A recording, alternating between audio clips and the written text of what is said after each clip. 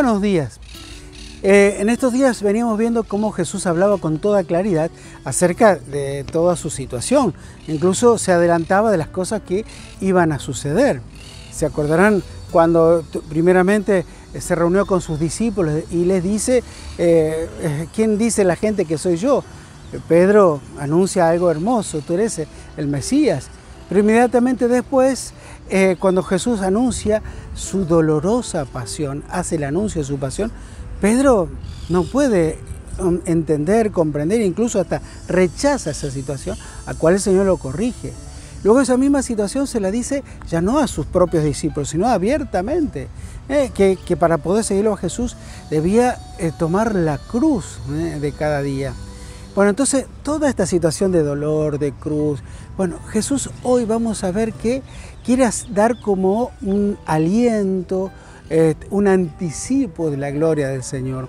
Quiere que sus discípulos también puedan probar que no es todo cruz, que no es todo dolor, que no es toda situación de tensión.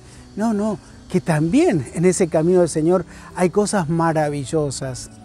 Y por cierto, sabemos que en la vida no estamos hechos para el sufrimiento totalmente, ¿no? A veces hay muchos cristianos que se han quedado con el Viernes Santo, se han quedado con el dolor y se olvidaron de que el Señor superó esos momentos de dolor con su resurrección. Vamos a ver entonces qué sucede en este día para que nos ilumine frente a estas situaciones que a veces pasamos. Vamos al capítulo 9 de San Marcos, desde el versículo 2 hasta el 13. Y vamos a ver lo que nosotros conocemos como la transfiguración de Jesús. 6 días después, Jesús tomó a Pedro, Santiago y Juan, fíjense que no toma a todos, a estos tres que en muchas ocasiones toma a estos tres para esta experiencia, ¿no? En muchas situaciones les hace vivir a ellos con mayor profundidad y mayor alegría lo que Jesús quiere compartirle, ¿no? Y en este caso, nada más ni nada menos que la transfiguración. Allí se transfiguró en presencia de ellos. Sus vestiduras se volvieron resplandecientes, tan blancas como nadie en el mundo podía blanquearlas. Aquí no había lavandina ni blanqueador, ni el mejor de los detergentes que pueda hacer eso. Está indicando que hay algo sobrenatural que puede hacer esto. Acá estamos en un campo sobrenatural. Y se les aparecieron Elías y Moisés conversando con Jesús. Elías y Moisés. Justamente estos dos personajes que estaban conversando con Jesús era lo que estaba sostenido un poco la ley y también la profecía. En Moisés era aquel que había anunciado y traído al pueblo la ley de Dios. Y en Elías era el que hablaba en nombre de Dios, el profeta con mayúsculas, ¿no? Y ellos estaban hablando con Jesús.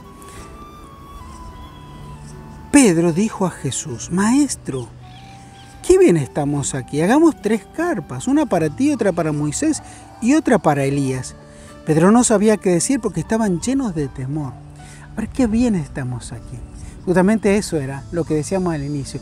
Jesús quiso que ellos tengan un momento de paz, un momento de gozo, un momento de consuelo, un momento de sentirse reconfortados. Qué bien estamos aquí. Esto nos debe pasar a nosotros quienes seguimos a Jesús. Poder ver con nuestros ojos las maravillas que Dios va haciendo en nuestra vida o la vida de nuestros seres amados o los que más estamos cercanos. ¿Cuántos testimonios tendremos de esto, no? ¿Cuántos?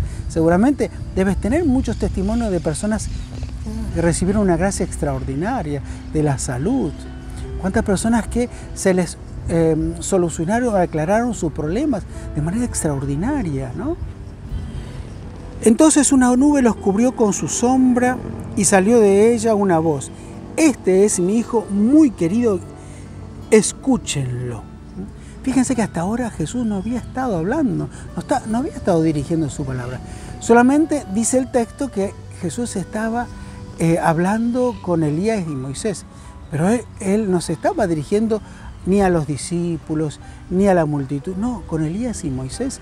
No dice el texto todavía de qué se estaba tratando esa conversación. De pronto miraron a su alrededor y no vieron a nadie, sino a Jesús solo con ellos. Mientras bajaban del monte, Jesús les prohibió contar lo que habían visto hasta que el Hijo del Hombre resucitara de entre los muertos. Ellos cumplieron esta orden, pero se preguntaban qué significaría resucitar de entre los muertos. Justamente aquí el Señor ya está indicándoles el anuncio de su pasión. Esto lo van a poder contar, esta experiencia, después que Jesús resucite de entre los muertos. No entendían mucho, no habían tenido la experiencia de ese momento tan tenso de lo que iba a suceder más adelante. Y termina el texto diciendo, y le hicieron esta pregunta: ¿por qué dicen los escribas que antes debe venir Elías? Jesús les respondió, sí, Elías debe venir antes para restablecer el orden en todo. Pero ¿no dicen las Escrituras que el Hijo del Hombre debe sufrir mucho y ser despreciado? Les aseguro que Elías ya ha venido e hicieron con él lo que quisieron, como estaba escrito. En este caso hacen referencia o aluden Jesús a Juan el Bautista, que ya vino, hicieron lo que quisieron con él. Ojalá entonces que también nosotros nos podamos sentir reconfortados en el momento de la prueba, del dolor, de la angustia, sabiendo que Jesús está allí y nos hace vivir momentos de gozo y de alegría y de paz interior. Que Dios te bendiga y te conceda esa gracia de sentirte consolado y acompañado por el Señor en cada momento de tu vida, en el nombre del Padre y del Hijo y del Espíritu Santo. Amén. Y adelante.